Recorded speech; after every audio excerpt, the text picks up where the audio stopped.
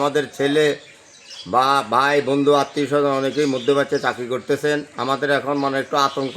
তাদের কাছে ফোন করার পরে তারা বলতেছে তারা খুব বিপদে আছে। কোন সময় কি হয় বলা জানা, যে আতঙ্কতে আছে এবং কতক্ষণ বাদে বাদে হামলা। আমাদের পরিবারগুলো খুব টেনশনের মধ্যে আছে, কখন কি হয়। তাই আমরা চাই যে এই মধ্যপ্রাচ্যে যুদ্ধ অবস্থা থেকে যেন শান্তিপূর্ণ অবস্থা বিরাজ করে। মধ্যপ্রাচ্যে আমাদের আমার ছেলে, আমার বাগিনা, বিভিন্ন আত্মীয় স্বজন আছে, এরা খুব এখানে চিন্তিত আছে। আমরা ওদের জন্য চিন্তিত আছি। আমরা ওদের জন্য টেনশন করতেছি, এদের কি হয় না হয়। আপনারা কি যুদ্ধ চান? তারপরে এই যে যুদ্ধটা আমরা চাইতেছি, যুদ্ধটা সমাধান হোক আলোচনার মাধ্যমে। আমরা যুদ্ধ চাই না, আমরা শান্তি চাই। এই হলো আমার বক্তব্য।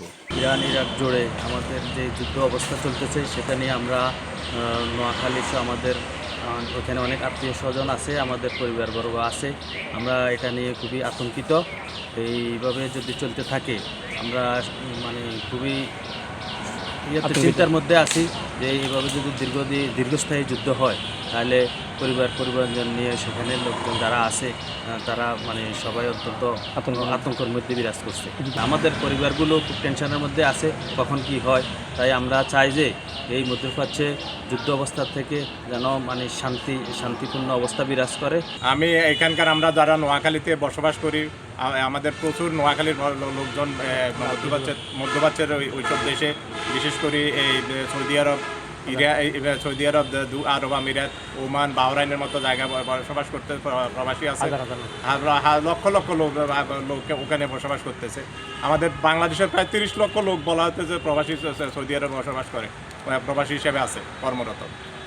এই যুদ্ধের কারণে ওইসব দেশের আমাদের এখানকার যারা প্রবাসী আছে তারা যেমন উদ্বিগ্ন। আমরা নোয়াখালীবাসী, আমরা দেশবাসীর সাথে আমরা বিশেষ করে নোয়াখালীবাসী, আমাদের নোয়াখালীর প্রচুর লোক ওইখানে বসবাস করে, প্রবাসী আছে। আরএফএল এসডব্লিউআর পাইপই মাপে যা বলে তাই দেয়। RFL SWR pipe and fittings. এখানকার এই যুদ্ধ ইরান, ইসরায়েল, আমেরিকা, এটা শুধু এই 3 দেশের মধ্যে সীমাবদ্ধ না। এখন এই যুদ্ধ অনেক দেশের মধ্যে ছড়িয়ে পড়েছে এবং এই যুদ্ধের কারণে আমরা সবাই ক্ষতিগ্রস্ত, সারা বিশ্ব ক্ষতিগ্রস্ত। এবং আমরা মনে করি যে এই অচিরেই যুদ্ধটা থেমে যাওয়া উচিত এবং সকল পক্ষের, জাতিসংঘ সহ, আমেরিকা এবং ইসরায়েল, ইরান সহ সকল পক্ষের এই যুদ্ধ থামানোর ব্যাপারে এগিয়ে আসা উচিত। আমাদের ছেলে বা ভাই বন্ধু আত্মীয় স্বজন অনেকেই মধ্যপ্রাচ্যে চাকরি করতেছেন। আমাদের এখন একটু আতঙ্ক। বিশ্বের এশিয়া মহাদেশের মধ্যে যেগুলি আতঙ্ক ছড়াচ্ছে মধ্যপ্রাচ্যের, আমরা চাই এগুলি আলোচনার মাধ্যমে আমাদের এগুলি সমাধান হোক। আমরা যুদ্ধ চাই না, আমরা শান্তি চাই। আমরা চাই আমাদের ছেলে মেয়েগুলি সুন্দর মতো দেশে যেখানে যে অবস্থা কর্মরত আছেন, আমরা চাই তারা ওখানে শান্তিপূর্ণভাবে থাকুক। কাতার আমার ভাই আছে, বাস্তি আছে, ভাবি আছে, এবং চলমান এই যুদ্ধর দিয়ে এবং তাদের কাছে ফোন করার পরে তারা বলতেছে তারা খুব বিপদে আছে। কোন সময় কি হয় বলা জানা, যে আতঙ্কতে আছে এবং কতক্ষণ বাদে বাদে হামলা, বোমা হামলা, বিস্ফোরক। এর কারণে আমরা চাইতেছি যে এই যুদ্ধটা বন্ধ হওয়ার জন্য।